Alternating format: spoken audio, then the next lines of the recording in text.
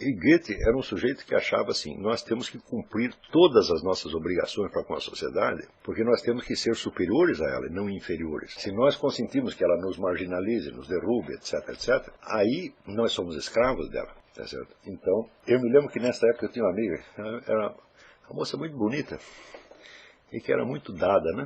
Ela ia para a cama com todo mundo. Tá? Não estou criticando, eu adorava ela, achava excelente, menina, bom coração. Tá? E lá pelas tantas ela ficou grávida do sujeito, né? E o sujeito decidiu que não ia assumir o filho, não ia dar ajuda nenhuma para ela, porque ele queria seguir uma carreira artística. Então ele achava, não, se eu for assumir essa responsabilidade, acabou a minha carreira artística, né?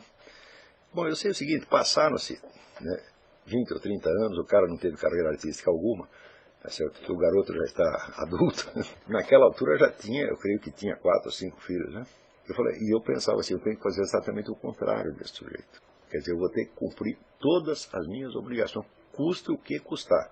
Claro que eu sempre estava abaixo delas, sempre estava devendo dinheiro, sempre estava atrapalhado, mas eu não posso fugir delas, porque se eu fugir delas, eu vou ser um fracote.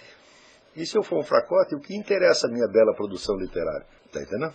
Vai ser apenas uma fuga. Eu, nesse tempo, eu tinha muita amizade com o Dr. Juan Alfredo César Miller, e o Dr. Juan Alfredo César Miller era um sujeito goetheano, né? A ética que ele seguia era do Goethe, né? Baseado em 3 coisas. O homem deve ser digno, prestativo e bom. Né?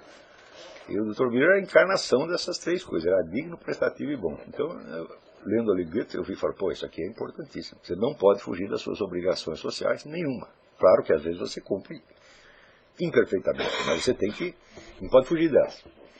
Porque se você fugir, você se enfraquece. E se você se enfraquece, é aí que você se torna vítima inerme da pressão. Tá entendendo? Então você tem que se esforçar para você ser tentar fazer o máximo para que você seja mais forte do que a pressão da sociedade, não mais fraco. Jamais uma vítima. Já vai dizer, eu gostaria de estudar, mas eu não tenho tempo, eu tenho que trabalhar. Fala, é vagabundo, tu vai trabalhar, estudar e vai pagar todas as tuas dívidas, sustentar tua família, não me enche o saco e você vai estudar de noite e se vier com reclamação vai levar porrada. Porque eu não tenho dó de você, porque eu sempre fui pobre. Eu nunca tive quem me ajudasse, pô. Eu tive que fazer tudo isso sozinho e fiz. Se eu, que sou um merda, fiz, por que você, que é um gostosão, não pode fazer? Tá certo? Então não vem querer que eu fique com dó. Você não vem dizer que você não tem tempo de estudar. Porque se você estudar meia hora por dia, todos os dias, você vai virar um erudito. Eu nunca recomendei que ninguém estudasse mais de 3 horas por dia. Mesmo que você tenha o tempo todo livre, estudo é 3 horas. O que passar disso, você não vai assimilar. A sua capacidade de assimilação aumentará com o tempo. Quando você tiver 50, 60 anos, aí talvez você consiga ir para 5, 6, 7 horas. Talvez. Antes não. Né?